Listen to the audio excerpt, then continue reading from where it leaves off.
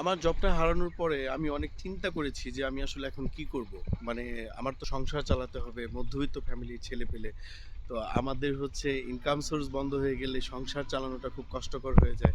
আমি সত্যি কথা বলতে অনেক ডিপ্রেশনে যখন ছিলাম, তখন এই ২০২৩ সাল মানে আমার কাছে মনে হয়েছে যে একটা আমার জীবনে সবচাইতে হাহাকার একটা সময়। তো আলহামদুলিল্লাহ মানে আমি পরবর্তীতে চিন্তা করলাম যে আমার তো হচ্ছে ফেসবুক বা ইউটিউব রয়েছে যেখান থেকে আমি ইনকাম করতে পারবো, একটা আউটসোর্সিং এর ব্যাপার রয়েছে। আমি প্রচুর পরিমাণে এফোর্ট দেওয়ার চেষ্টা করি। ইভেন গত ২ মাসে আলহামদুলিল্লাহ অনেক ভালো ইনকাম হয়েছে, সবই আপনাদের জন্য। আপনারা সাপোর্ট করেছেন। তো আপনারা যদি আরও বেশি বেশি সাপোর্ট করেন, আমার কিন্তু চাকরি বাকরি করার দরকার পড়ে না। আপনারা যদি সাপোর্ট করেন, এই ইউটিউব বা ফেসবুকের ইনকাম দিয়ে আমি আমার সংসারটাকে চালাতে পারবো।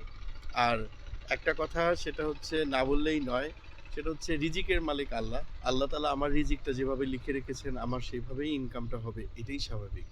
তো ২০২৪ সালের আজকের ১ম দিন, ১ম ব্লগ করছি আমি।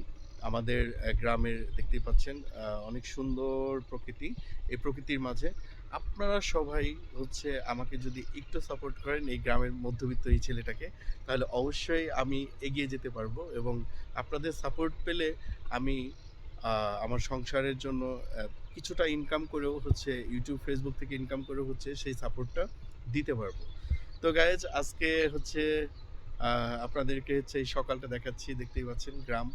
যারা গ্রাম ভালোবাসেন তারা অবশ্যই ভিডিওটা শেয়ার করবেন। আর আমার মতো যারা আছেন, যারা কিনা মধ্যবিত্ত ফ্যামিলির ছেলে বা মেয়ে, তারা হচ্ছে নিজেকে রিয়ালাইজ করেন যে আসলে কি করা যায়। অনেকে বেকার রয়েছেন, বেকার থাকলে কেমন লাগে সেটা আমি জানি। আমি অনেক দিন বেকার ছিলাম। বেকার থাকা অবস্থায় হচ্ছে নিজে